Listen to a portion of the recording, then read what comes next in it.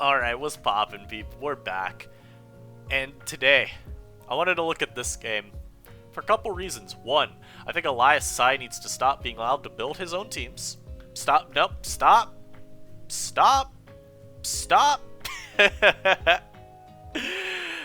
shade, man. No shade, man. But, two, I feel, in my mind, I'm sure people will disagree with me because they like to, Turk Dog played this game quite well, and I feel like we need to show off when someone simply plays a game very well. He was facing a Duosian, however, it doesn't take away from the just, in my opinion, generally flawless play out of him. And maybe I'm spoiling how this game goes a little bit, but hey, don't worry about it too much. And as per usual, man, if you've been enjoying the content lately, I do implore you to subscribe because we're going to keep releasing content. Only after this upload, 3 more days of uploads.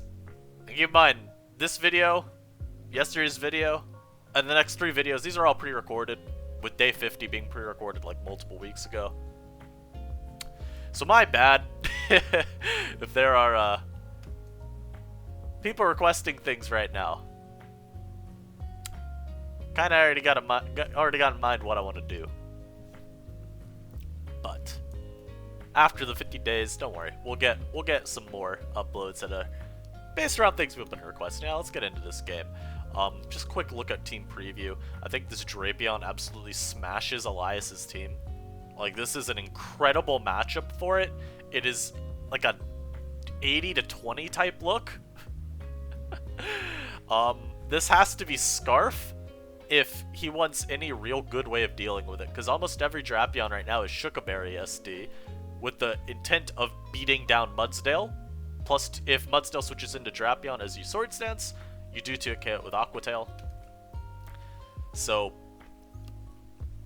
knowing Elias, he doesn't run Scarf Rotom Mow very frequently. He does run it, just not very frequently. But I should give you a little bit of a insight into what I'm thinking is about to happen this game. So we're going to see a good Gorg lead from Turk Dog, and he's going to throw off a Poltergeist, because this team, in theory, has no Ghost immunity, or Resist even. Unfortunately for him, the Rotom Mow is revealed to be itemless, but at the same time, that's really good for Turk Dog, because that just means that the Drapion has no Pokemon on the opposing team that guarantees outspeeds it. So, off-rip word, this Drapion's about to put in overtime. And we're going to see a Scavalier come in, pretty free knock, because the Rotom is forced to switch here. And for some reason, this is a weak Armor Garbodor. Now, this doesn't actually mean much at all for Elias, because Iron Head here would always pick the Garb off. And although you could get a guaranteed, like, single spike up, you probably want to preserve the Garbodor for, like, what I assume is Explosion, if you're running weak armor. So he's going to switch into Ground Valley. We're going to see the Gorg come in very, very easily here. Gourgeist is a pretty decent Pokemon in the eyes of many, and NU. Entirely for that speed tier. I believe someone had asked me in the comments when I uploaded the Gourgeist small video, it's like, okay, why Gourgeist? It's for the speed. You're a pretty fast grass type. Poltergeist is just still a generally good move. And when you look at the Pokemon that are going to try to be switching into your stabs, generally you're looking at the ability to overwhelm them over time. There are a couple that you don't really like, Guzzlord being the foremost of them, but Drapion nowadays doesn't really run Black Sludge, so if you can get the hazards up, you're going to be able to beat that one down. Vileplume, that we just don't acknowledge that Pokemon. Something like Itemless Rotom Mow, you will see how much damage it takes from a power-up in this game. Anyhow, this is going to be a free power-up, and yeah, 42. That's pretty nice. So he's always going to switch into Drapion here, fearing the foul play. Elias with a bit of a misplay in my eyes. I don't think you ever want a Leaf Storm there.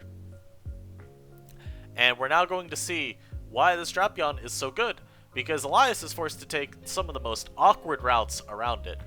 He is doing this solely so he can get his Garbodor back in and get the weak armor, which again, this tells me he's got Explosion. So Turk Dog with a very good scout here. This also would cover the Gunk Shot play if Elias had opted for that. Aerodactyl wouldn't have taken too much damage there, and then he would have just been able to, either EQ the next turn to try to revenge kill, or throw up his own Stealth Rock. So just a generally solid play there. And then we're going to see the Mantine come out versus Deblade, and just throw off a very Scald. This Deblade has a lot of special bulk, so I'm assuming that was supposed to be his way of saying, yeah, I checked your Galgi, Copium. Anyhow, again, the Mantine just ends up not caring.